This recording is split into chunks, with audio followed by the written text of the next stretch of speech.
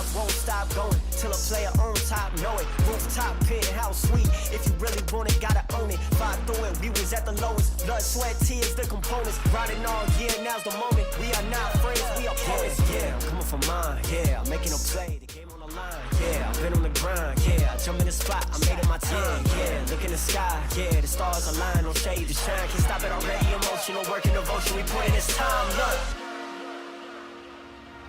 You won't stop my stride. I'll just break your line. I don't tolerate wasted time. Coming to take what's mine. Can't stop, won't stop, going. If you really want it, gotta own it. Blood, sweat, tears, liquor, boom. You take us down. Keep fighting. Off day, gotta bounce back. Might have took an L, we don't count that though. Remember back, we was down bad. Now the way we looking, gotta doubt that. I know you see the way we moving, giving game. Better listen like a student, don't talk bad it, be about it, do it. Look here, really ain't nothing to it. I got proof for you like tenfold. Always down for the team, 10 toes. You been hater, we been on. Won't quit till I'm in the end zone. Won't stop till I hit the goal line. Never been the one to need a cosign. Can't stop it already, emotional work and devotion. We put in this bedtime, look. You won't stop my stride. I'll just break your line. I don't tolerate wasted time. Coming to take what's mine. Can't stop, won't stop, going. If you really want it, gotta own it. Blood, sweat, tears, liquor, boom. You take us down. Keep fighting.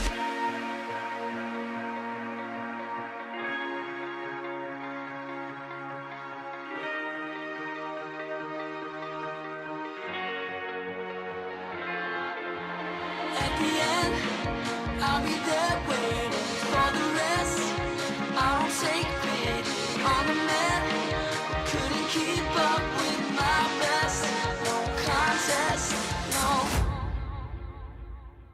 You won't stop my stride. I'll just break your line. I don't tolerate wasted time. Coming to take what's mine. Can't stop, won't stop, going. If you really want it, gotta own it.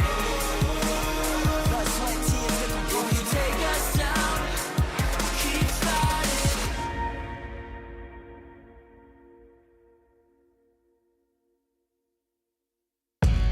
Yeah, boy, call on God. Most these haters talk silly, really wearing bras. Forget you and your whole squad. If you gon' blast, never pause. Give me drums and make them hard. Yup, we on top. I know we run the city, but started with a block. I used to have a lady, now I have a lot. Our life is foot on the gas, YOLO, I can't stop. It's slowly up here at the top. We should be at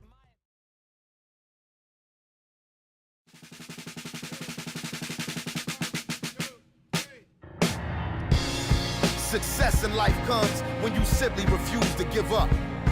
On a mission so strong that obstacles like failure and loss only act as motivation.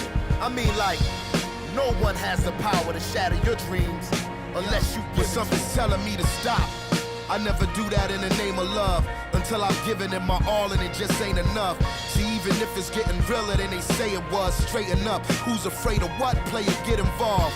Nah, you work hard till you're better off. 24/7, 365, never off. Look at me, I'm nocturnal, I don't sleep. My eyes heavy bags and crow's feet, but I won't be stopped. I go from tragedy to majesty. The victory has been woven into my tapestry. My adversaries not cut from the same flag as me. That's why the champion's gonna be who it has to be. This ain't the type of opportunity that just appears. I made it here because I shed blood, sweat, and tears. To get the title I forever have my sights on. This is where I become an American icon. Yeah. If you a champion, show me you a champion. If you a champion, show me you a champion. Cause real champions move like champions. And real champions prove that they're champions. If you a champion, show me you a champion. If you a champion, show me you a champion. Cause real champions move like champions. And real champions prove that they're champions. Listen, forward motion never fail. I learned a hustle is part of a cautionary tale. Hard work is something I know very well. A lesson and a blessing out of each and every L I ball. I fell in love with the game and never looked back. My foundation and frame, they never shook that. Been trailblazing my name into the book that represent all the champs who had a chance and took that. And laser focus is the reoccurring theme, forever coming to me like a reoccurring dream. If we weren't kings, we'd probably be swimming upstream, trying to make the devil come clean for the umpteenth. You know me as the global dean from the noble team, so convene and the whole regime shall be overseen. I'm a pillar like a column in the pantheon. Competition, I can't see them, I'm champion. Yeah, if you a champion, show me you a champion. If you a champion, show me you a champion. Cause real champions move like champions, and real champions prove that they're champions. If you a champion, show me you a champion. If you a champion, show me you a champion. Cause real champions move like champions, and real champions prove that they're champions. But I'm gonna prove that I'm the champion. And if it's something I can't do, well then it can't be done. And I ain't saying I don't lose, or saying I'm the only one. But if it's either I or you, the best believe it's only gonna be one. A true champion. Yeah, if you a champion, show me you a champion. If you a champion, show me you a champion. Cause real champions move like champions, and real champions prove that they're champions. If you a champion, show me you a champion. If you a champion, show me you a champion. Cause real champions move like champions, and real champions prove that they're champions. If you a champion, show me you a champion. If you a champion, show me you a champion. Cause real champions move like champions, and real champions prove that they're champions. If you a champion, show me you a champion. If you a champion, show me you a champion. Cause real champions move like champions, and real champions prove that they're champions.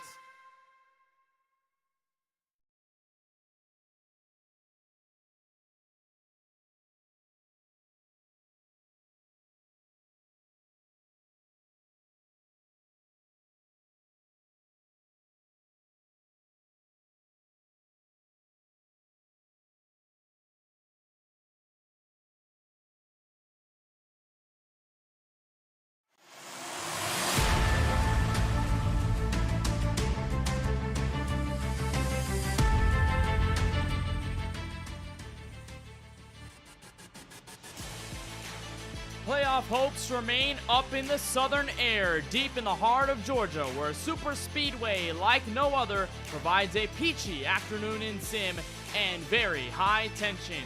We're live from the virtual Atlanta Motor Speedway in virtual Hampton, Georgia. We welcome you to the 9th race of Season 2 in the WORC Dynamo Designs National Series and the Fearless Creations 120. Always so happy to have you back here on the KBueno Racing Network. We're up atop the broadcast booth at Atlanta Motor Speedway. My name is Kenneth Bueno. We've seen a lot of trials throughout this season, but we are finally heading into crunch time in the regular season before we get to those playoffs. Point standings on the line and a new super speedway on tap for this race. Last time we were here at Atlanta, it was the old version, the 2008 iRacing scam, but this time around, it is the brand new configuration. We'll take a look at our KBRN track map with images, of course, provided to us by Google Earth. This track built the same. It is the same quad oval configuration look, at least from a first glance, but it has brand new pavement and a brand new complete look to it entirely. This track is 1.5 miles in length, 2.4 kilometers, opened back in 1960, but this newest configuration happened for 2022 in NASCAR Cup Series action, and you'll find 28 degrees of banking in turns 1 through 4. It was a 4-degree increase from 24 on the normal asphalt oval. This time around, you elevate the banking, you add a smooth surface, you make it a super speedway. 5 degrees you'll find on the main straightaways on the front and back. This track is certainly going to provide a very interesting one for the drivers, just because usually when you come to Atlanta, you're usually talking about high tire wear, degradation, a lot of skill behind the wheel, throttle control, discipline. Tonight you throw all of that out of the window and you try and do the best you can to get a win, and most importantly, make your case known if you're any one of these drivers in the point standings. We'll take a look at it after our 8-race schedule so far this season, and 7th through 16th is really where we're going to watch through in the next couple of races before we get to Myrtle Beach in the final one of the regular season in race number 10. That red line you see underneath the 14th place Dimitri Munjos and 317 points to his name. That's what we're going to watch all night long. He is completely tied with Ryan Jabot for that last spot to enter the playoffs, and it's not that many points either before you get to the next driver in line as well. So safe to say there is going to be a lot of points shuffling throughout tonight's race at Atlanta, and add in the fact that this is going to be a technical super speedway race, you're going to add in a lot more uncertainty for that as well. So as we go in through qualifying, we're going to get through the final minute or so of our qualifying times, and of course it is going to be a complete wild card to see exactly who might end up in the WORC Dynamo Designs National Series playoffs. Just before we get into the details of what's going to happen here at Atlanta, though, we'll talk about the rest of the schedule as it stands. We have Atlanta tonight, race number 9. Myrtle Beach, the short track in South Carolina. That is going to be the final race of the regular season, so it will decide the 14 that make it into the playoffs. The playoffs begin for throwback week, the round of 14 at Charlotte, race number 11. We head for Bristol and Pocono, that 3-race round. Going to introduce us to 9 cars at the end of that group. Then Chicagoland, Talladega, and Martinsville to then decide who will fight for the championship in our championship 4 round at Homestead of Miami Speedway in mid-March. So Atlanta, although this is a regular season race, by technicality, it is going to mean very big outcomes when it comes down to who's exactly going to be in and what momentum lies at the end of this race going into Myrtle Beach, race number 10, and of course how it transitions into the playoffs. We've only had one super speedway race this season. That was to kick off the campaign at Daytona earlier this year. It was Jay Mulder heading to victory lane. A lot of chaos in that final lap. We may see a lot more chaos this time through, and you never know who could get to victory lane at a super speedway. So you put in the unpredictability of this new Atlanta configuration, and you have an entire beast on your hands. Well, drivers are set double file behind the iRacing official pace truck, so it is our time to take you trackside, see exactly where every single driver and your favorite driver will be lining up here tonight from Hampton, Georgia. Lath Hicks in the 06 lines up the fastest time in qualifying, a 32.281. He'll bring the 06 Ford Mustang to the green flag first. He's joined alongside by another prancing horse, the Fearless Creations machine, the 018 of John Cannizzaro. Lucas Lyons in the 94 is in P3 to start tonight's race in row number 2, and super speedway winner from Daytona, the driver we just talked about a little bit ago, Jay Mulder, the Canadian, starts inside of that second row, but down the outside in row number 2, P4. Hayes Booth and Clayton Ramstead start 5th and 6th on the racetrack tonight. Logan Suyi and Ryan Martin, the 19 and the 9, roll off P7 and P8. Kiloa Hankins returns to the WORC Dynamo Designs National Series after a long absence. Nice to see him back as he starts in P9, and Garrett White in the 26 rolls off inside your top 10.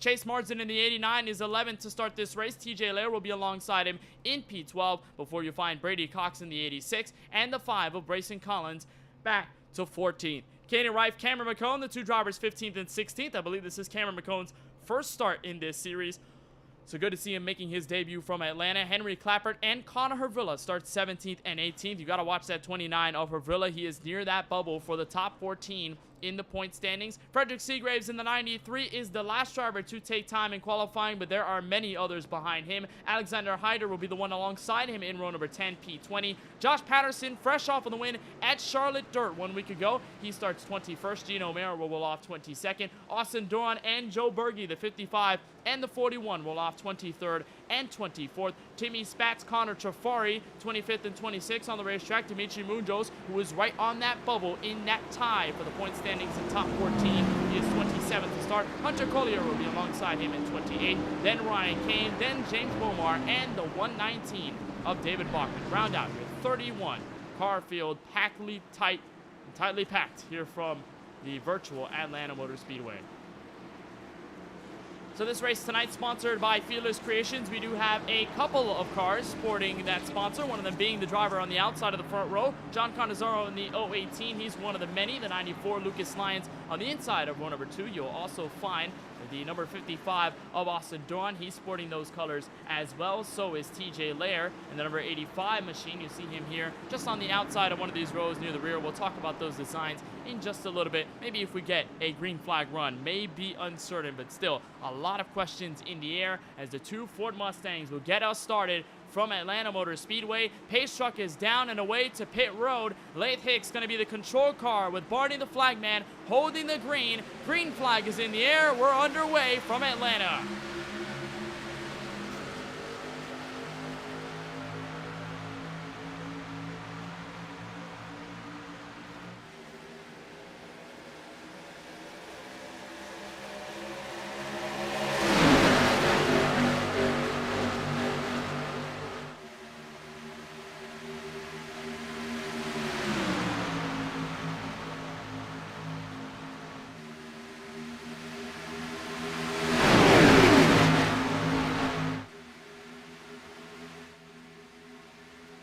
virtually no movement in this entire field as they bring it to lap number 1. Late picks already door-to-door with John Canizaro, and they have yet to find a clear advantage. I believe Canizaro led that lap that time through as they cross the stripe, and the 06 is going to get the momentum out of turn 2. And it's going to be a lot of interesting discussions about how this Atlanta Motor Speedway handles with this Xfinity Series car. You're going to see this a lot, very hard to pass, and it is also very difficult to have a clear advantage in one lane or the other unless everybody just has that consensus to ride back and lay off for the moment. But it looks like over the first 2 laps, that has been quite the opposite. Lucas Lyons giving that shove to the 06 back to turn 1, and Hicks will have control of the lead as the field remains 2 by 2. We'll see.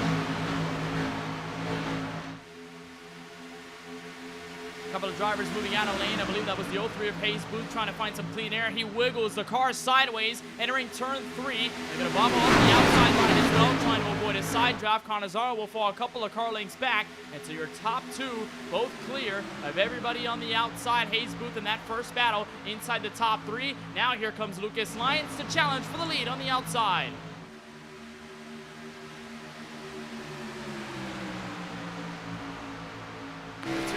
Creations Designs car working in tandem, the 94 and the 018 right on board with Lyons entering turn 3, still on the outside of the 06 late pick. Did not make a move happen as Hayes Booth going to get ahead of steam, found some space, and Logan Suyi going to drop to the inside, so he'll enter the top 5. I believe for the first time this evening, he'll have help from Garrett White, and they all stack up back to turn 1. A little bit of contact there entering the first corner. It was Lucas Lyons getting into the the entire field all tightly packed in like saltines, and they are not necessarily letting each other go for the moment.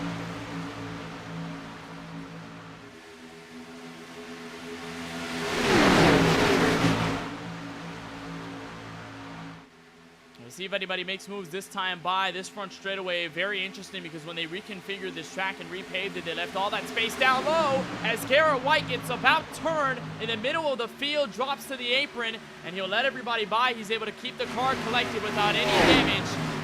And that could have been the first real scare and possibly our first yellow. There's Dimitri Munjo slowing down to get away from backing into the number 26. We will stay green, but Garrett White drops all the way to P28 on the running order. We'll see exactly what happened entering turn 1. We'll see if he had some contact maybe with Chase Marsden in the 89. Indeed he did, just checked up, got that little transition on the kink of the quad oval. He's got that bit of contact, whipped it sideways, was able to correct the car before it all went sour. Kept it on the apron and merged back safely through traffic, and he has dropped significantly through the field. Meanwhile, battle for the race lead still underway. Lucas Lyons on the outside of Laith Hicks for P1.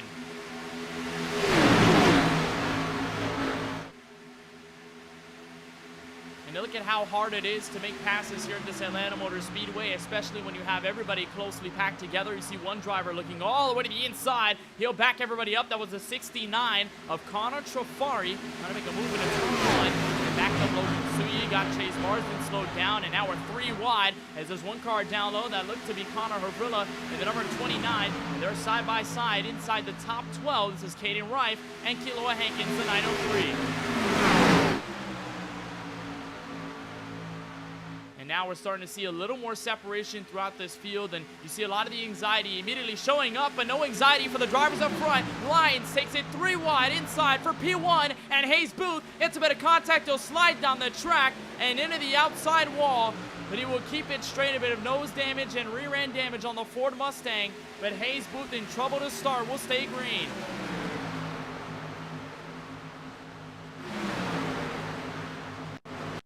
Our second official scare, almost bringing out our first yellow before we get to lap number 10. Here's a look at how it all started. Lyons shifting from the outside to the very bottom and pushing the 06 of Laith Hicks through the middle. Hicks slides up the track, entering the corner. And Hayes Booth getting a bit of the contact. Nothing he could do there. Slapped the outside wall, kept it out of harm's way, and almost about made more contact with Ryan Martin. Almost got him completely around. And look how dramatically that changes the look of the front of the field. Clayton Ramstead has moved up to second, and now it's Connor Trafari looking man the outside out of turn 4.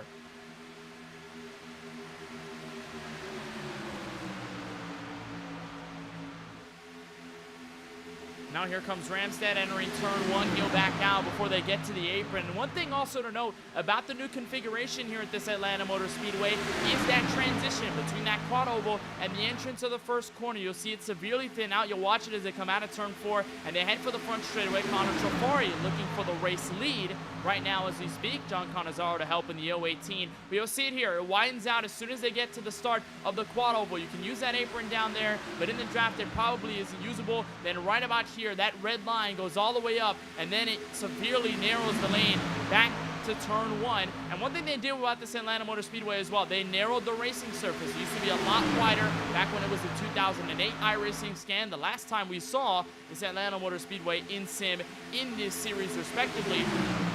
But this track, a lot narrower and a lot more banking to add onto it, and then you put on the fresh asphalt and you just got a full throttle track all the way around. But don't make no mistake, there is some tire wear here at this track. These cars don't have a lot of downforce. You're making a very big corner in a very high rate of speed, so you can easily get the car loose. You can slide up the track, and like we saw with late picks, you can easily overshoot the corner a little bit to slide up the track. That car does not want to grip up once those tires start to wear over a long run, so you'll have that understeer effect, and you may see a little bit of contact, and we might indeed see a caution. You saw it right there as they were entering turn 3. That entire lane on the bottom skipped up through the banking on the inside of the racetrack.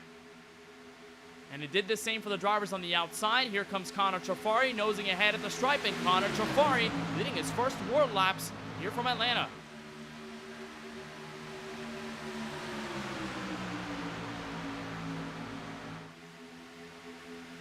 And so now with the hecticness of the opening laps, we have finally bunched the field back together, and so we'll see exactly how that might fare out for the rest of the field. Here's a look on board with Brady Cox in the 86, just sitting behind Kiloa Hankins in the 903.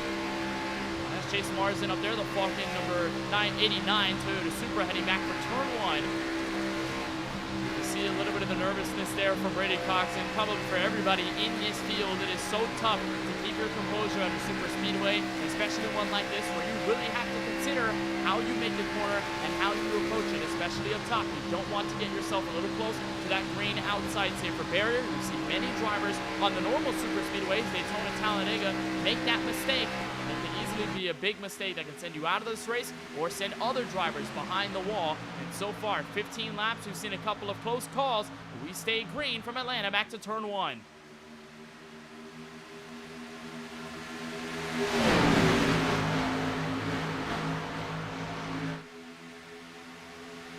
So Trafari will have the race lead. Cannizzaro to give support back to turn 3. Lucas Lyons, who we saw made that daring move 3 wide on the inside for turn 1. He's going to hold on to the bottom. Clayton Ramstead to give support.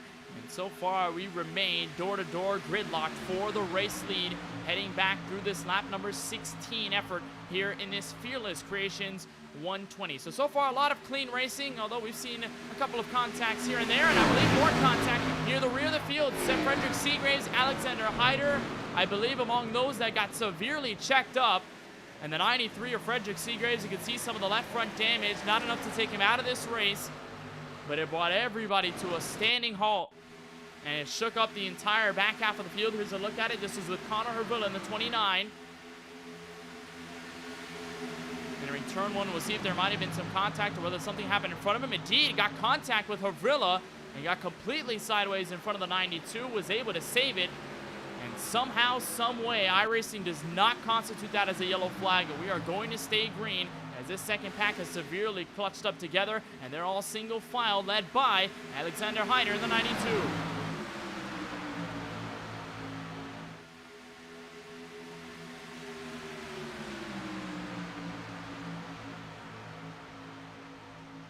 And now Connor Trafari makes the dash on the outside. He gets the help from Cannizzaro, and for the first time tonight, Connor Trafari has official control of the race lead, this time by lap 19. A little bit of retaliation here by Cannizzaro, some side drafting, almost 3 wide. But Clayton Ramstead there in the middle of that bright yellow, mellow yellow machine at 20. The top 2 will break away for a moment. Late Hicks gets a little bit loose. That was your pole sitter. He's dropped all the way back to P7. And now here comes Lucas Lyons back for the action in turn 1. Oh, and Marsden way loose in the middle of the corner. Checked up Kiloa Hankins. That's a large support on the outside lane. They're going to check everybody up.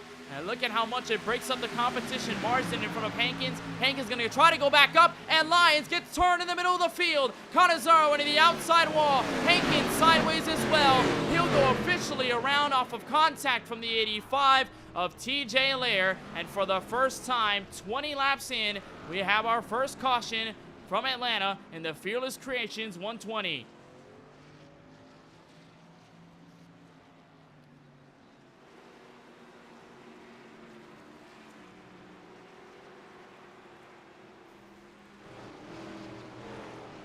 First caution, roughly a third of the way through the race.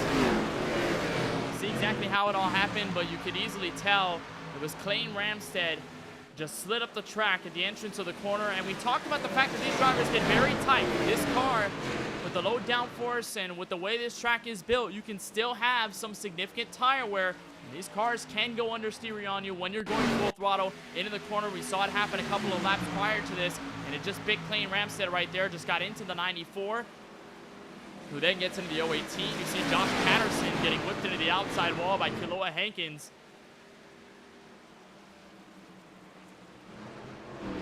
Here's a look at Hankins' Ford Mustang. Remember, this is his first start this season. He did make starts last season in the WORC Dynamo Designs National Series, and really it all started right here for Hankins in the 903. Got checked up by Chase Marsden in the 89, who got significantly sideways entering the first pair of corners, and then Hankins goes to the outside, almost about gets into Marsden as they're entering the corner, then tries to slow down, goes up the track, slams into Josh Patterson, and then TJ Lair, absolutely nowhere the 85 could go on the bottom of the racetrack, just gets tagged up in it.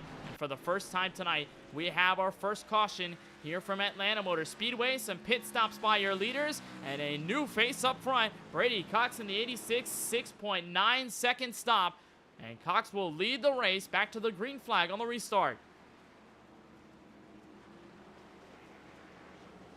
It looks like that is fuel only, or at least a two-tire stop for the 86. Looks like Connor Trafari and everybody else electing for 14.5 seconds, so a lot of them taking 4 fresh Goodyear Eagles.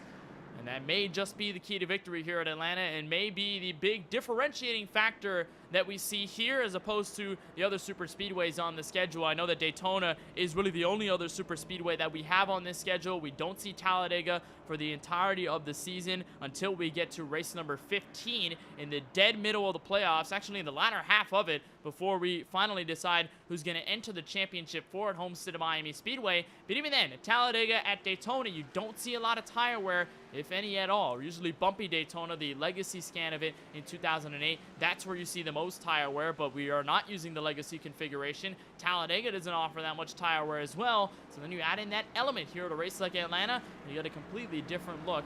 We would double them up. Lights are out on the iRacing official pace truck, so we'll go green. And this time by from Atlanta, we'll go at lap number 24 of 80 here in this Fearless Creations 120.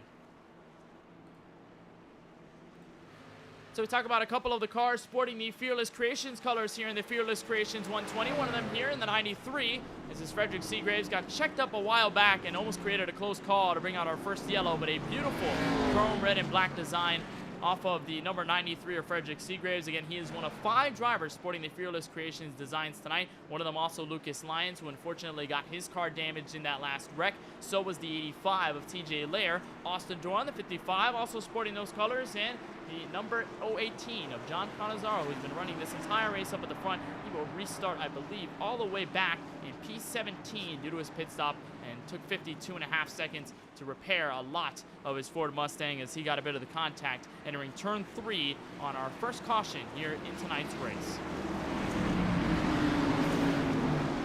So ready for green this time by Brady Cox in the 86 on 6.9 seconds of a stop, versus everybody else led by Connor Trafari on 14.5 and 4 fresh Goodyear Eagles. Little bit of a sluggish start and a separated one by the outside. Green flag back in the air, and Brady Cox gonna lead them back to turn 1.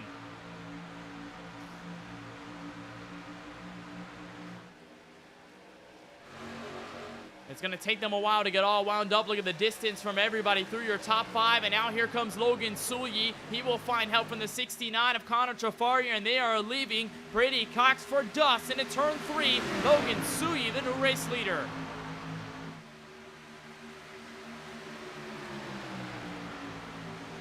And a textbook move there And the number 19 of Suyi, he'll take over the race lead. Trafari and himself will drop to the bottom, and now two newcomers on the high side. Here comes Hyder and Joe Berge, the 41 and the 92, looking to make some action as they started deep in the field and looking to get to the front.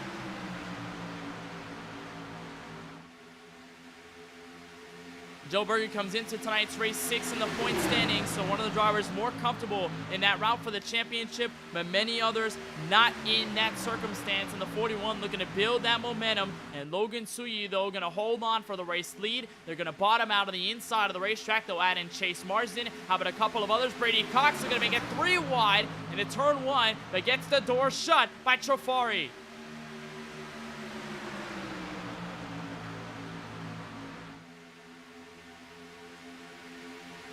And we see a lot of those happen here at Atlanta just because of the way the racetrack narrows. You see a lot of potential moves happen on the bottom, but they immediately have to back out. There is nothing anyone could do to avoid it. Here's a look on board from Chase Marsden, and you'll see exactly what I mean. That bottom out of the inside of the racetrack, and then they narrow out to turn 1, that little bit of a diagonal line that goes into the 28 degrees of banking, and Marsden got loose earlier on in tonight's race on the outside.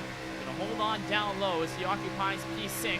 Remains behind that number 86 of Brady Cox. Suyi remains on the inside of the racetrack. Now Trafari swivels up high, so the 69 going to take control in front of the 92 with Alexander Hyder, and Trafari will try to go back to the point, lap 28.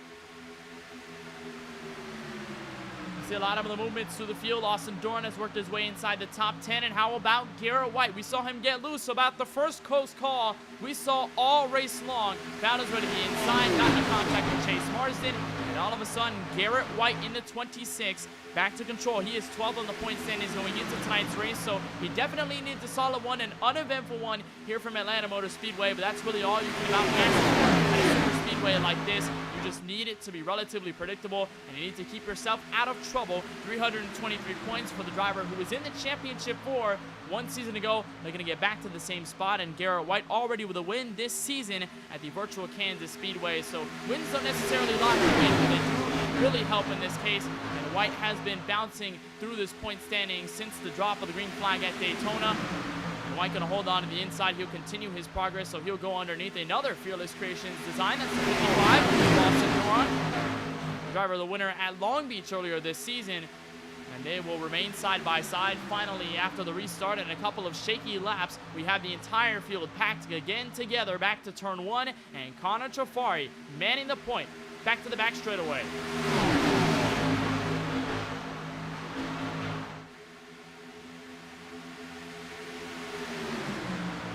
One driver near the field backing up, but here comes Alexander Hyder. Swivel to the inside, found the space, thread the needle, and Hyder looking for the race lead out of turn 4. Some big help by the 41 of Joe Berge. They're going to add some more this time. Caden Reif, Austin Dorn. How about Henry Clapper, that bright green and black Toyota Supra number 34. They're going to bring in Lucas Lyons in as well on the recovery from that recent crash. And Alexander Hyder noses ahead for the moment in his DuPont Chevrolet. Berge going to swivel all over the racetrack, side to side. But he'll maintain behind that 69. Almost a bit of contact with Chase Marsden and Austin Dorn near the rear of the top 10. But Alexander Hyder remains door-to-door with Connor Trafari. This time Trafari leads this lap, and we approach the halfway mark from Atlanta, and Berge going to remain behind the 69 back to turn 1.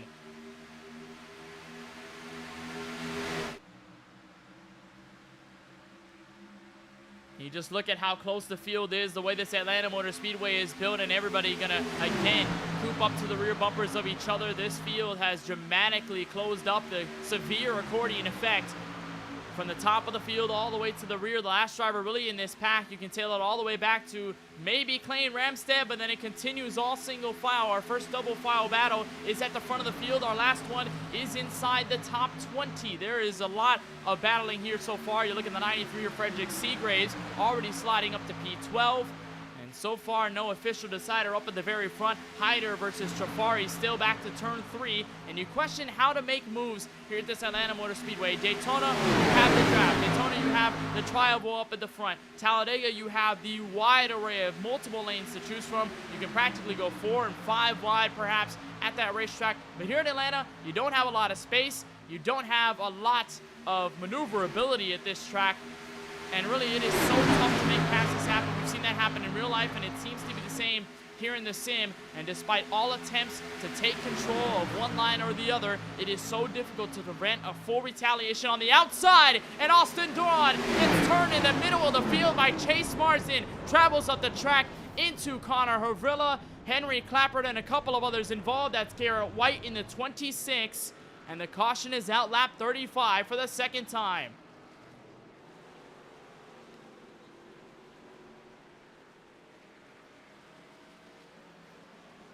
Again, the understeer in turn 3 takes multiple cars out. And this time, Austin Duran, the victim of it all.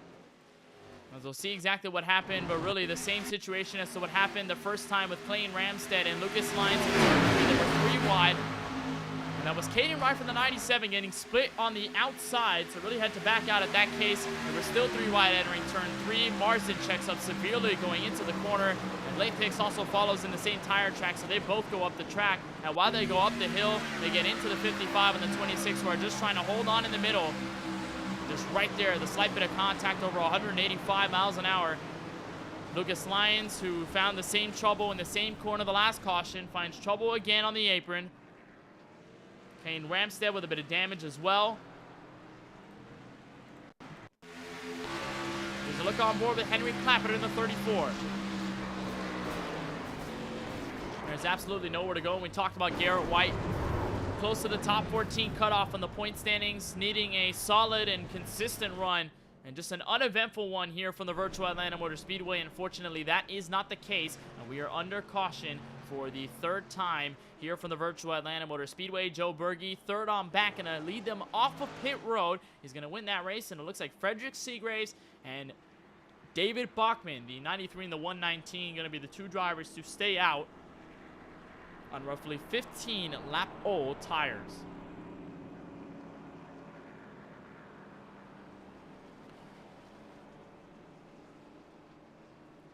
So under caution here, once again in this Fearless Creation 120, 36 laps complete. We'll take a short break, but you won't miss a thing. We continue our coverage of the WORC Dynamo Designs National Series from Atlanta.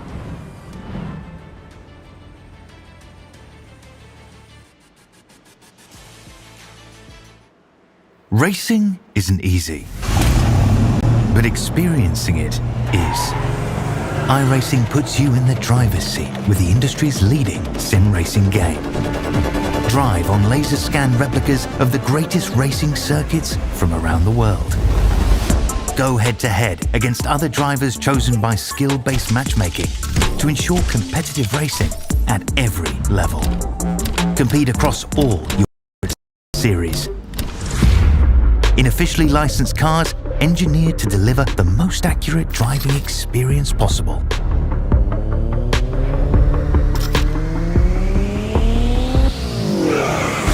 Join a race or host your own with players from across the globe. Race against the computer or in a league with friends. Feel the thrill behind the wheel. Visit iRacing.com.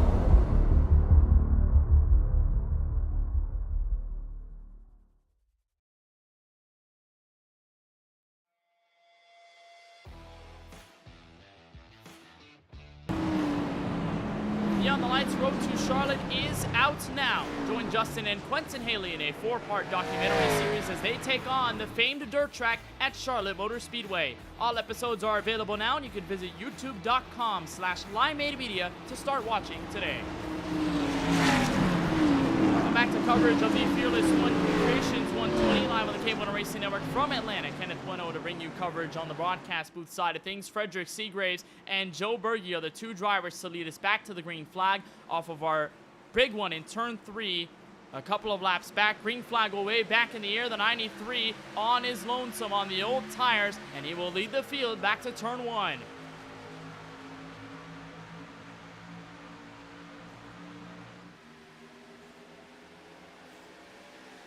And much like the last restart, a lot of the front pack is separated by a couple of car lengths to everybody else, but we saw in a couple of laps time, everybody was able to accordion all together, get the draft fixtured up, and and all of a sudden we had a gridlock. First all the way back to roughly 15. They will double up on the outside with only 2 cars, this time the 41 and the 86. Berge almost making contact with Hyder in an attempt to side draft in the middle of turn 4. But Frederick Seagraves, with help from the 19 of Logan Suyi, will hold on for the race lead near halfway.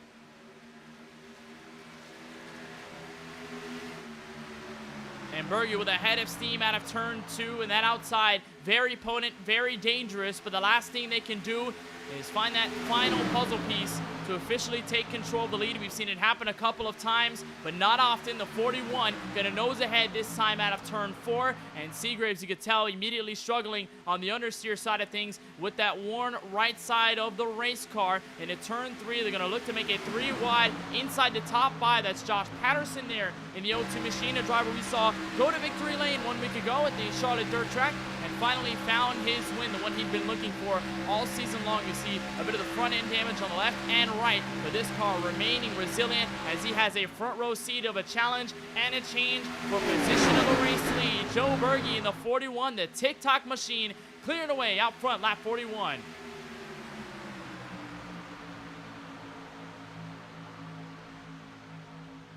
And now here comes Brady Cox. We see the switch over from the inside and outside. This happens at all the super speedways. You make room on the outside, you switch yourself down low, and you immediately open that door for a challenge for the race lead or even for any other position. Here comes Brady Cox in the 86 with help from Patterson, help from Connor, number 29, who, by the way, was involved in our most recent accident in turn 3 and 4. They're going to bring in Ryan Martin, that bright green and white limeade media machine in his Chevrolet Camaro. He'll try to become the 4th car on the outside line. Not as much accordion effect as we saw over the last restart, but with more cars in the field, I think with that big crash up at the front, everybody is going to look to take it easy. Nobody wants to extend their hand out too much, be a little too overeager. Nobody wants to be that car to make that fatal mistake, to send a couple of the cars and possibly yourself into a lot of trouble. Here's on board with former Championship 4 driver Timmy Spatz, one of the quieter ones in this race so far. He currently lines up the inside of the top 22. 22nd is where he sits right now, and you can tell, like many others near the field, he is definitely conservative and actually makes a little bit of a wiggle there happen before he gets to turn 1 and got near the apron. As we take a look back to the action at the very front of the field, Seagraves still giving the push to Joe Berge. Patterson still laying behind the 86 of Brady Cox, and once more, like we've seen all race long, we are still evened out, panel to panel, at a turn 4 for the lead.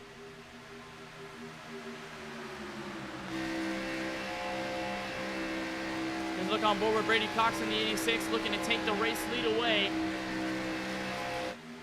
And you can tell just how hard it is to do when you're at the very front of this line. And it's also hard if you're that second car in line. As Seagraves is going to back out, that's going to be a big change here. And that's going to be a big sign of relief for everybody up at the top. That's going to bring in Logan Suyi in the 19, former leader in this race, the second car on the inside. And I think Seagraves just immediately noticed that he did not want to be in the midst of that hornet's nest. He's going to immediately drop back, and on his 22-lap old tires, he's going to try to get to the end of this race on that set. That is, of course, if we stay green. We saw at the 1.5-mile tracks a lot of 29-lap stints, and Logan Suyi goes sideways, catches the apron with the left side of the race car. That's going to completely abandon any help on the bottom, supporting the 41 of Joe Berge. And now Connor Havrilla tags the outside wall, roughly 6 cars at the front, and Brady Cox to clear for P1.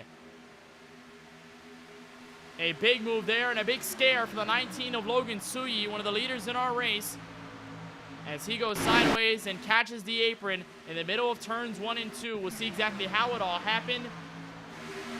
You're watching their second car on the inside, just in front of Alexander Hyder, just behind your race leader, Joe Berge, at the time, and just so tough to get out of that predicament when you get in that transition between the banking and the apron. We see that happen even at the old Atlanta Motor Speedway with the rough surface that it has. If you grab the apron, your car is immediately traveling up the racetrack, or you can immediately get loose. And for Suyi, he got loose. Fortunately, everybody checked up behind him. Nobody ran into the back of the 19. He stays clean. The whole field stays that way as well.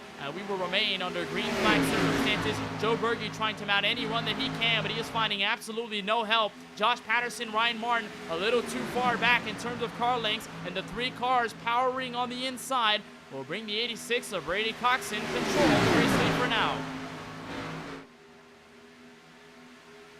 And And just like I was talking about before, we had that little issue with the 19 of Logan Tsuyi. We're right on board here with Ryan Kamen, the number 23, currently sitting inside the top 12. We saw a lot of drivers at the 1.5-mile tracks with the fuel percentage that we have with these NASCAR Xfinity Series cars. They're roughly 28, maybe 29 laps or so before you end up running out of fuel, before you have to come down pit road.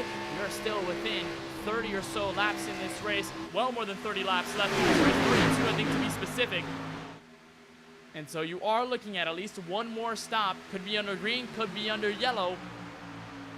And so this is going to be a very big pivotal moment of the field. These drivers now on 14 or so lap old tires and 14 lap old on their gas. And there goes some contact. 3 wide. Berge gets sent to the outside wall. And just like Logan Tsuyi, Connor Trafari suffers the same fate. The whole field clears around and will stay green. But Joe Berge got completely slammed out of the mess in the 41. Wounded on the right side and dropping positions quickly. And like we talked about, grabbing the apron with the 19 of Tsuyi, it happened the same with the 69 of Trafari as he was fighting for the lead right in front of Connor Hervrilla. And as Hervrilla tried to get around the mess, accidentally slammed into the 41 and then brought a couple of more cars sideways. I believe that was John Cannizzaro in the 018 that also got into it, and Connor Hervrilla with some more drama. He slides to the apron and turns 3. I think he recognizes he does not want to be part of the Hornets' nest anymore, much like Seagraves was. We'll see if Hervrilla can keep it steady and can keep it out of harm's way. That brings it down to 4 cars on the inside versus the 2 at the top. And Logan Tsuyi, just as quickly as he dropped to the field by getting loose in turn 1, he is quickly back up to the front of the field, trying to fight for the lead out of turn 2.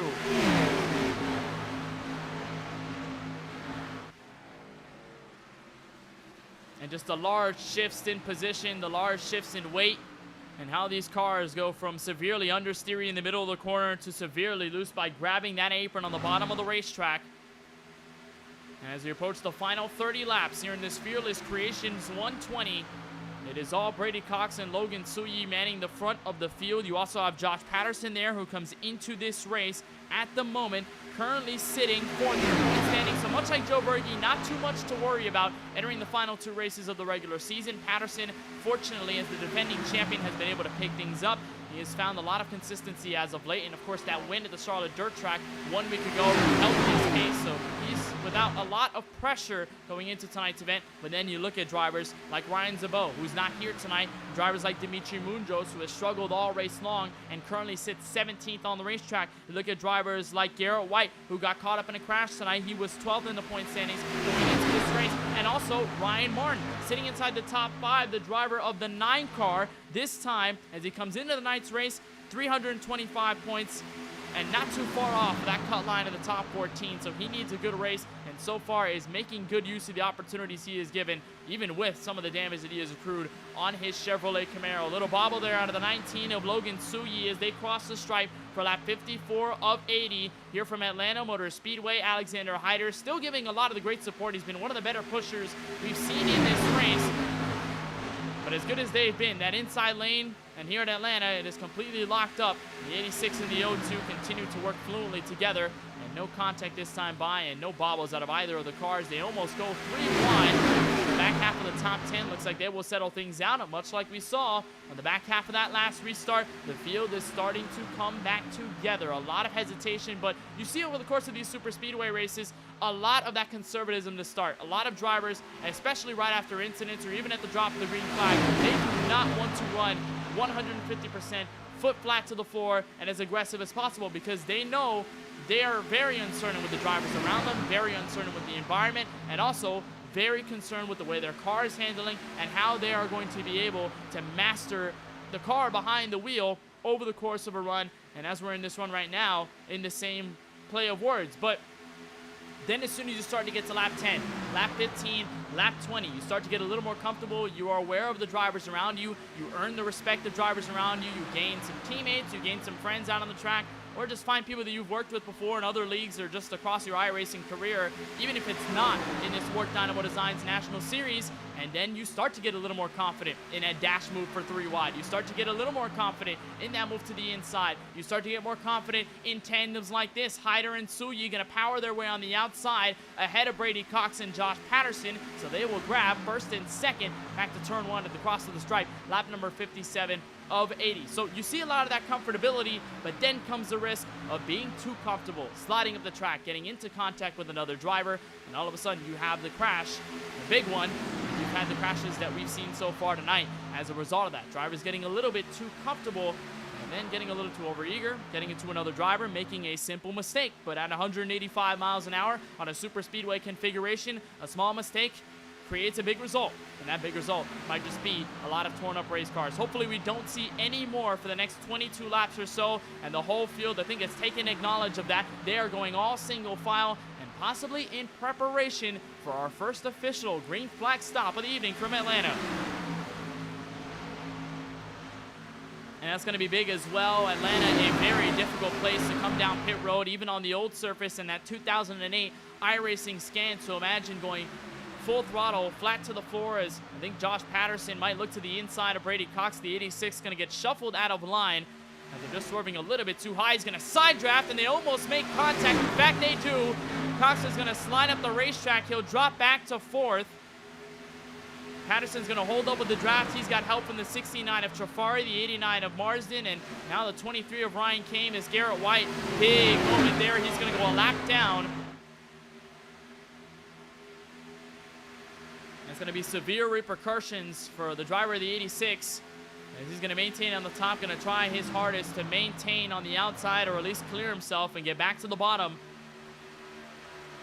But with green flag pit stops rapidly approaching inside the final 20 laps in this Fearless Creations 120, you're going to have a big challenge coming out of the pit lane. You may have to stay out an extra lap, and at a super speedway, we've seen that become disastrous. You do not want to pit with a driver or without a driver. You don't want to pit with a driver severely far from you, or you don't want to pit by yourself because of the draft, because of the fact that you need it to be fast here at these tracks where you're full throttle all around the racing surface. And even then, if we see drivers get 4 fresh Goodyear Eagles, which we should, as I believe Cox has been able to go back to the inside. I think Connor Trafari gave him the benefit of the doubt, allowed him to go back to the bottom and tried to avoid a lot of the trouble as they get around the lap car, the 34 of Henry Clappert. Being on the outside, possibly the worst possible position. You make that combo with pitting by yourself, makes it even worse. You can go a lap down or more. Fortunately, that will not be the case for Cox. We will all single file out through your top 6 or so, and it could even extend back to the top 10 if you look all the way back there with Laith Hicks, the 9 of Ryan Martin, the 018 of John Canizaro. That's a fight here with Dimitri Munjos. That is actually for P11 on the racetrack. So Canizaro all by himself up at the top. Next car in line, Plain Ramstead in the 21, but he will drop to the bottom of the racetrack, and Canizaro will have some space in front of the 98 of Hunter Collier, so they will make that work. And we'll try and see exactly what happens as we edge closer to our first round of green flag pit stops. That is, of course, if we go all the way without a yellow flag. Logan Suyi and Connor Trafari, the 19 and the 69, I think I've had enough of this single file train action. They're going to try to go for the lead on their own accord, and they're going to bring in the 44. How about Ryan Barone, rather James Bomar, the number 44, all by himself. That Cincinnati Chevrolet Camaro up at the very top of the track, and it's been very quiet since the drop of the green, but I think he's starting to make some noise at the right part of the race inside 17 laps to go. He will make that third car lane work on the outside. And so we'll see what help he brings to the 69 and the 19 of Trafari and of Suyi, but a change in the race lead as Alexander Hyder moves to the very front in the 92 car. Not sure whether we had some connection issues out of one of the drivers up at the very front of the field.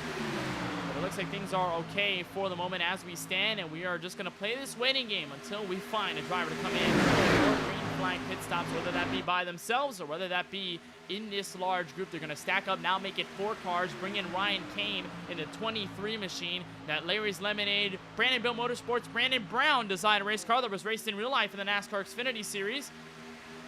And the 23 going to now work to the inside. I think just could not find enough draft up at the top. And actually, never mind, we'll go back up there and now make it potentially 5 cars. That's Dimitri Munjos in the 60 car, who, by the way, comes into this race tied for 14th, that very last spot in the WORC Dynamo Designs National Series playoffs before we get to Myrtle Beach. Of course, Zabot isn't in this race as it stands. Connor Hervilla has had some struggles tonight. He currently is mired back all the way in P number 22. So Munjo's going to get a heap of good points. You look at James Bomar. He's going to settle out with Munjo's here. If he stays where he's at, Garrett White a lap down. That's going to drop White potentially near the cut line or even below it when we get to Myrtle Beach 1 week from tonight. And Doran going to get a little loose. He was going to slide up the track, and that could have been severely disastrous. He is very close to that white and red line on the bottom.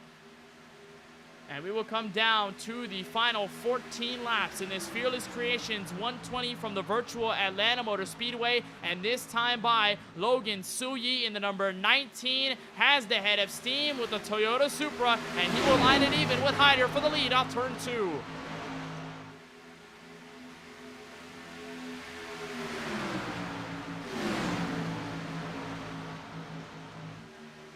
What a great run this has been. More than 25 laps, almost 30 laps of green flag action. And these drivers have been giving it their all, whether it went from single file action to what we're seeing right now, even for the race lead like we have watched all race long. We went to the final 12 laps, so that conversation of pit road potentially on the minds of these drivers.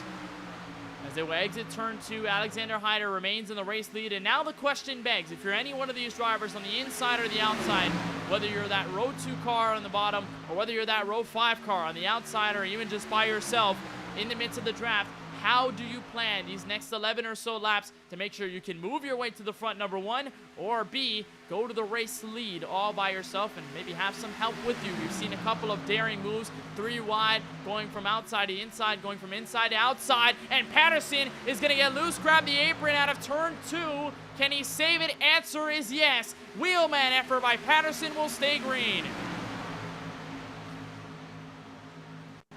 He'll merge back safely back to turn 3 with Hunter Collier behind him to support. But an unbelievable save by Patterson. Looking the onboard of the 0-2 to turn 1. And what that could have done if it brought out a yellow, that could have been absolutely game-changing. You see, much like Logan Suyi and much like we saw another driver doing this field tonight, just grabbed the apron, got sideways, and almost could have been collected into a crash and almost brought a couple of cars with him, but fortunately he saves it. Logan Suyi, though, going to have a moment of his own. They're going to go 3 wide for second, and here comes James Bomar to P2.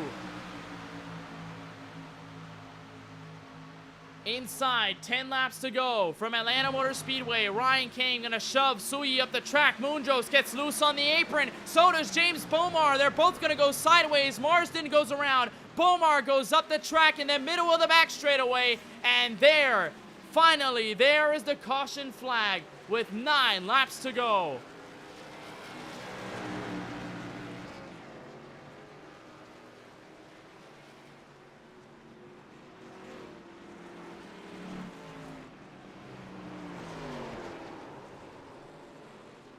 Bomar going to go for an extra spin. It looks like no damage on his Chevrolet Camaro, but we talked about his situation in the point standings and what could have been if he held this position. I think some slight contact with Connor Trafari. This is roughly a 2-part incident. And of course it starts with the 44. Ryan Kane shoves Suyi up the track, but not really a grab of the apron. Just the 44 gets into the 69 of Trafari. He gets loose on his own accord, and then as he catches Chase Marsden, Marsden goes back down the track, gets the rear end clip of the 44. And then Bomar just goes sideways. Fortunately, everybody is able to escape without any significant damage, at least for the most part. So look from Ryan Martin in the 9 car. Just a view of the smoke right in front of him, and a beautiful job to slow that car down and get away from harm's way.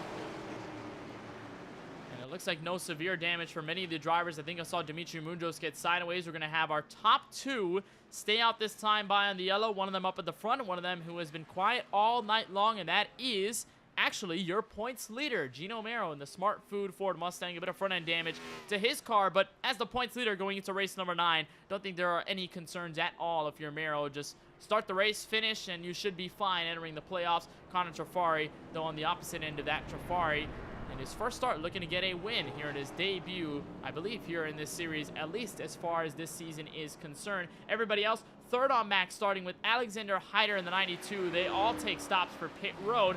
A lot of them 14.5 seconds, some of them 15, so easily 4 fresh tires and some fuel to get them all the way to the checkered flag inside these final 7 laps.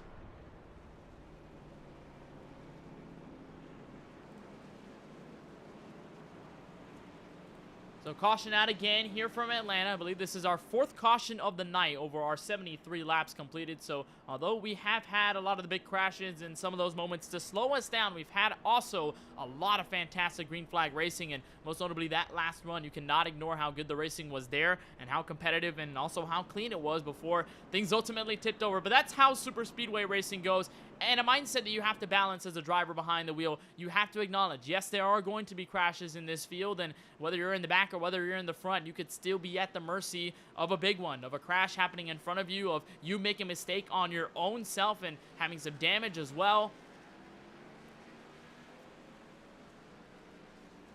And no matter how clean you are for maybe 50 laps or so, you can always have that tipping point, that moment where somebody makes a mistake. Somebody's going to be imperfect because everybody's imperfect.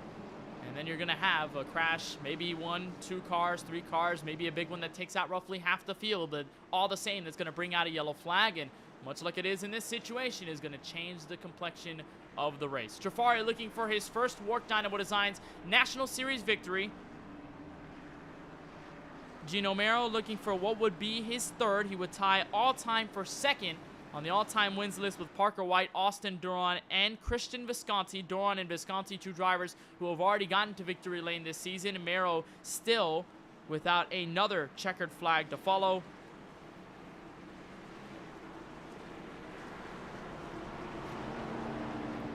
We'll double them up here with roughly 6 laps to go from Atlanta. Lights are off on the iRacing official pace truck. Alexander Hyder and Brady Cox, the 2 to double up in row number 2. Logan Suyi and Ryan Kim going to be 5th and 6th on the racetrack when we go green. John Canizaro, who was a pillar up front, is now in P7 and the drop of green this time by. Josh Patterson will be 8th. Hayes Booth will be 9th. And Hunter Collier going to round out your current top 10.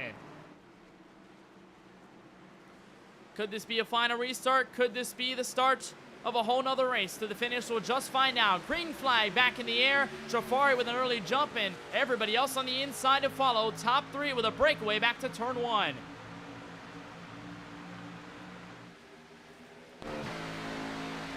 Unfortunately for Jafari, he does not get out to such big of a distance to everybody second on back, and looked like everybody on the bottom coordinated that restart perfectly. Outside line led by Brady Cox, a couple of others to help, but it might take them a couple of laps to get fully wound up and back in competition with the drivers here in P1. Connor Jafari maintaining the front of the pack. Alexander Hyder to give support. Cox trying all that he can to gain as much momentum as possible. And we'll enter the final 5 laps in the Fearless Creations 120.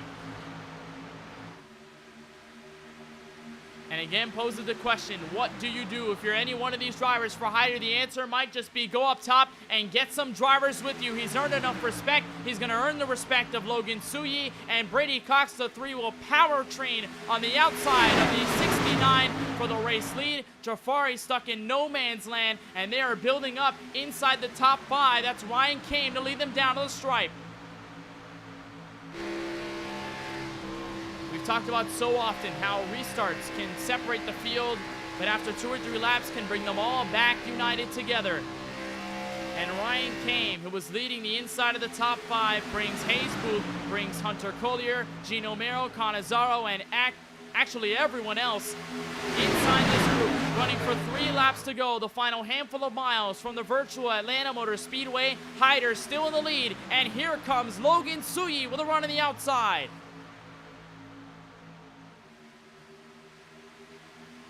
But once you get side by side, you stay there for a while, and it's just tipsy-topsy-turvy for that front spot. And can anyone make a 3-wide case? Or can anyone make a daring move to potentially cause a crash, or maybe just change the race? Jafari slides up the track. Hayes Booth is going to follow in the same route as well. He's going to look to make it 3-wide on the outside, and he'll get the door shut. Final 3 miles, 2 laps to go from Atlanta.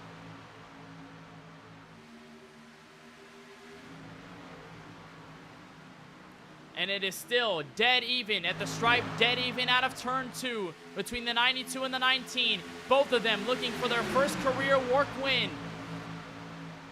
And Suyi gonna pull ahead with help from the 86. This this race will be official. White flag in the air from Atlanta Motor Speedway. Brady Cox looking to make it 3 wide. He gets split through the middle, and here comes Booth with a challenge for P3. That's going to shuffle everybody through the field. They're 3 wide, even further back in the top 10. No holds barred. The 19 of Suyi going to hold on to the outside. Hayes Booth going to make it 3 wide for the lead back to turn 3. They are still 3 wide, battling for third. Alexander Hyder, Logan Suyi dash to the stripe out of turn 4. They make contact, the 19 versus the 92, and to the stripe. Alexander Hyder with the race win, and he will take the Fearless Creations 120 and gets his first career WORC Dynamo Designs National Series win.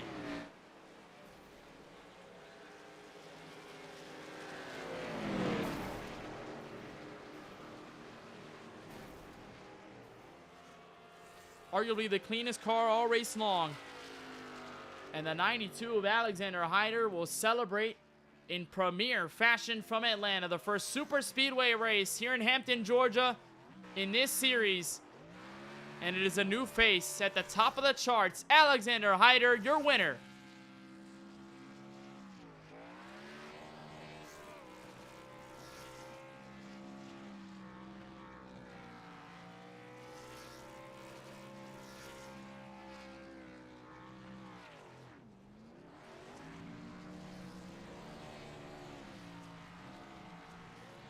He becomes the 8th different winner this season.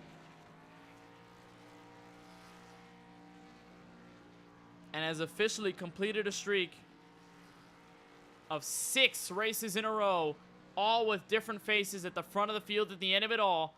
And Alexander Hyder in the 92 earned the respect of the field, found the moment when it mattered the most.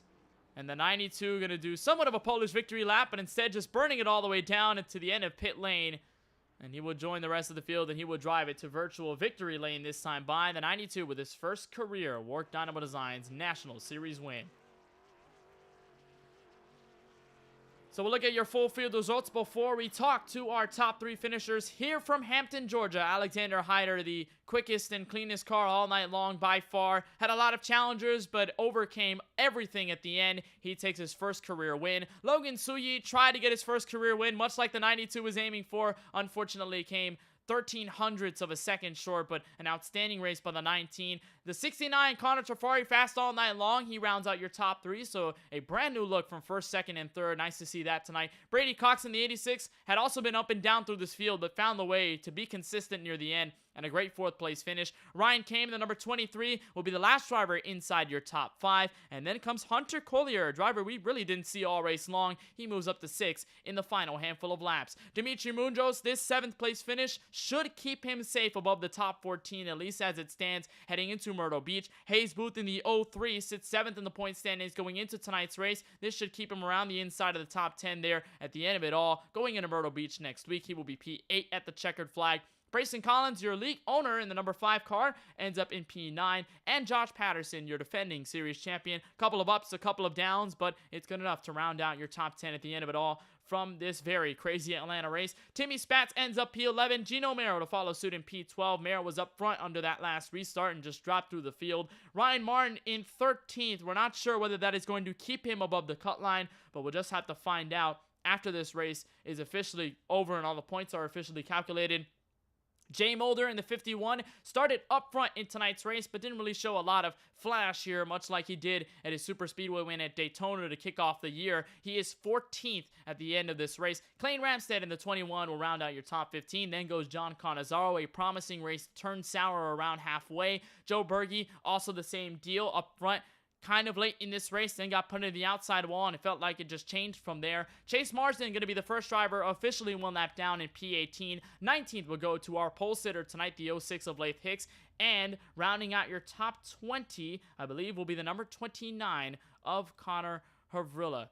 Frederick Seagraves is 21st, James Bomar in 22nd. That potentially could drop him out of the top 14 in points. TJ Lair will be 23rd. 24th, the driver who started dead last in this race, David Bachman. 19th, or rather 25th, For the number 26 of Garrett White, 2 laps down. Henry Clapper will be 26. Cameron McCone in 27th. Austin Duran, 10 laps down in 28th. Caden Rife in 29th. And the final driver to round out your top 30. A driver who was up front for most of the beginning of this race before getting caught up in a crash. Lucas Lyons and Kiloa Hankins, our first official DNF here in this Fearless Creations 120. So it'll be our time to talk with your race winner, the number 92 of Alexander Hyder, who gets over everyone and finalizes a race to the line at the front. And it is the 92 grabbing his first career Track's fucking WORC Dynamo Designs National Series win. Alex, will bring you into the booth, and from Victory Lane, a huge win from Atlanta. Just first of all, tell us how you were able to do it. Just great teammates and great help from Logan Sully and Connor Travali.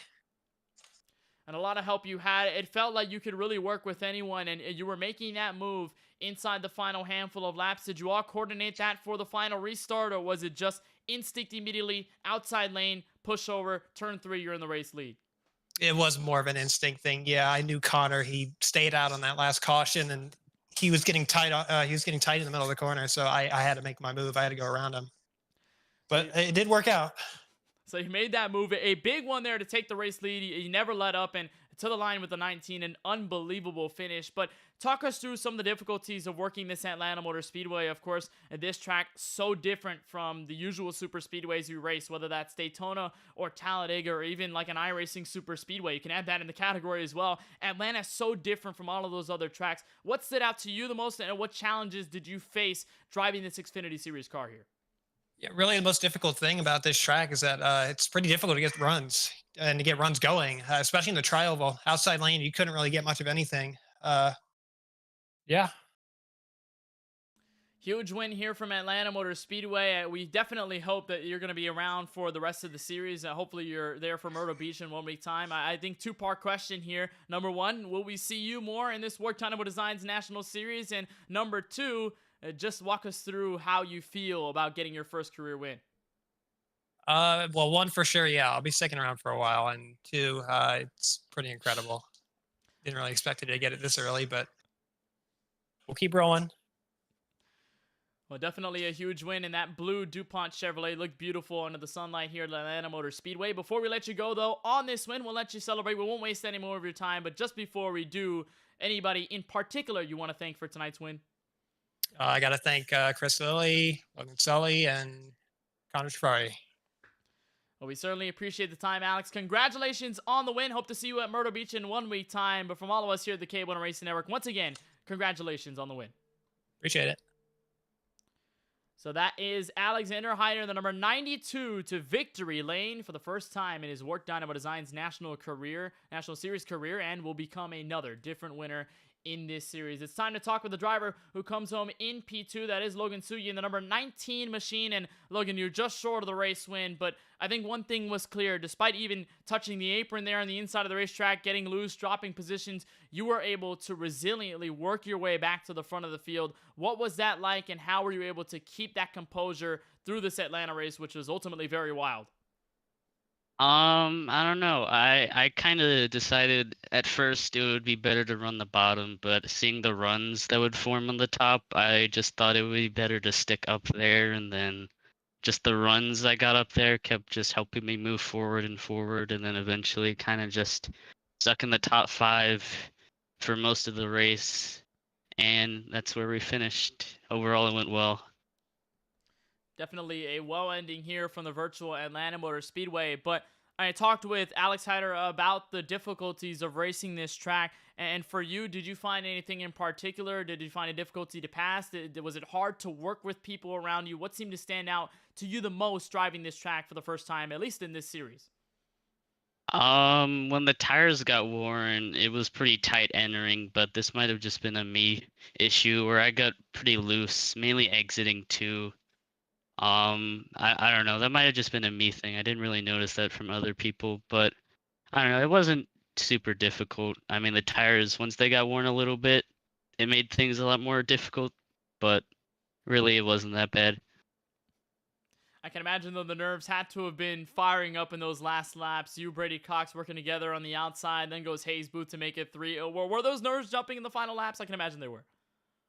They were definitely nerves. I mean, I was a little bit more on the anger side at the end, unfortunately. I mean, I think if Hayes pushed me instead of trying to go for the win, which no respect, obviously you're racing, that's what you're meant to do. But I think if he did give me a little bit of a push, we might have been able to win. But Brady did a good job at the end, so I'd like to thank him about that. Well, nonetheless, still a P2 finish here from Atlanta. Very consistent one, and hopefully Myrtle Beach and for the rest of this series, we'll be able to see that as well moving forward. Logan, before we let you go here on the KBueno Racing Network, anybody in particular you want to thank for tonight's finish? Really just Caden Rife and Alexander Hyder, both of them were good teammates throughout the race, and also Connor Trafari, he also helped as well. Also, thanks for the broadcast. They're always great. Well, I certainly appreciate it. And on behalf of everybody at the KBueno Racing Network, Logan, a big congratulations on this P2 finish here from Atlanta Motor Speedway. Congratulations once again, and hopefully we see you at Myrtle Beach next week. Thank you. You have a great day. So Logan Suyi in the number 19, just short of the race win, but you have to acknowledge the consistency and the outright pace of this 19, how well he was able to work with the traffic around him. And although it wasn't a race win in his hands, it was a P2 and definitely a standout race for that Toyota Supra. We'll talk to the driver who becomes the third place finisher. And actually, funny enough, as I notice it, the only Ford Mustang in the top three, all three manufacturers represented in first, second, and third. But Connor here bringing you in after this P3 finish in these Fearless Creations 120. Obviously, a lot of movement through the field for you, whether you tagged the apron, got loose, and had a couple of cars drop with you to the back of the field, whether you were pushing the 92 here at a turn 4 on the final lap, whether you were working that outside for the race lead midway through the race. It felt like you were always in the conversation. What was it like from your perspective there? Yeah, it was honestly kind of a wild race the entire time. I started out in the back early on. I was just trying to get up to the front, just because I knew track position was gonna be really useful here, and it kind of worked for the most part. I got up to the top 5, and then I kind of just sat there for a little bit until there's some big wrecks, and eventually at the end I stayed out with these old tires, and it kind of worked, but it kind of didn't work at the same time. But I still came out with a P3, so that's pretty cool. Definitely a great finish for sure here from Atlanta. We're watching the feed right now where you're trying to make it 3 wide. That last-ditch effort to go for the race win against the 92 and the 19. But I really want to talk about just the fact of racing here at Atlanta. A very new look for the WORC Dynamo Designs National Series. I mean, this track hasn't really been around all too long since it got introduced in real life in the NASCAR Cup Series and even some of the lower division series. So for you, what was it like to prepare for this type of race? And apart from the other super speedways, maybe some things you might have learned from Daytona or Talladega that you could implement here at this track? It definitely gets a lot more tire for sure. Tire wear is a big factor here compared to Daytona and Talladega. And really just that it's a lot tighter of a track. You don't really have a whole lot of room because the third line, you can kind of get it to work, but later on the run you really can't because the middle line might drift up and pancake you into the wall. So it's kind of tough in that direction, but honestly a pretty fun track.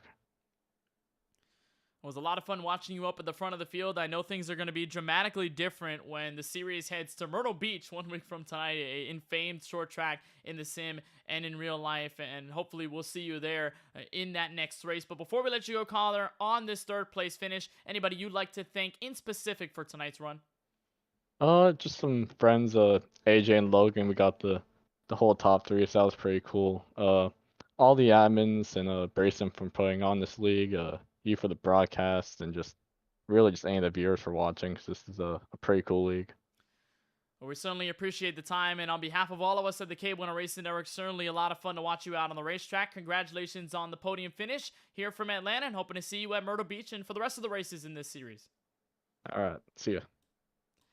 So that is Connor Trafari in the 69. I should have brought up the fact that he did win the Iceman's Racing Series when we broadcasted that a while back at Daytona. I think we broadcasted the first race of their ARCA series a while back. I can try and track it down all the way back to 4 months ago, the Daytona 250. Trafari was one of the drivers in that race. I believe he was the winner when we broadcasted that event, so I probably should have brought it up. But nonetheless, Connor Trafari, your winner here from, rather the third place finisher here from Atlanta. Alexander Hyder, your winner at the end of all of it. Logan Suyi to cap off a P2 finish in a wild Fearless Creations 120. And certainly these drivers were fearless at the end of all of it. And next week, we may have the fearlessness taking another form at the famed short track that lives forever in the sim, Myrtle Beach, taking place 1 week from tonight. That's where we decide the 14 drivers that will enter the WORC Dynamo Designs National Series playoffs for Season 2. So a lot to talk about. Remember, this is the point standings going into tonight's race.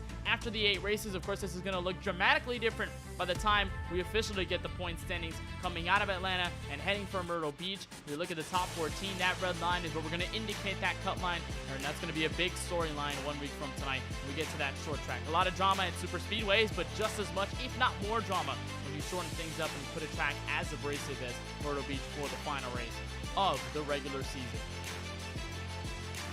So that'll do it for us here in this Fearless Creations 120 from Atlanta Motor Speedway. So for Brayson Collins and everybody at the World Online Racing Championship, for Charlie Beyer, Keelan Belsha, and Francisco Bacallao at the KBueno Racing Network, my name is Kenneth Bueno. Saying so long and good night from virtual Hampton, Georgia, and congratulations to Alexander Hyder on his first career WORC Dynamo Designs National Series win.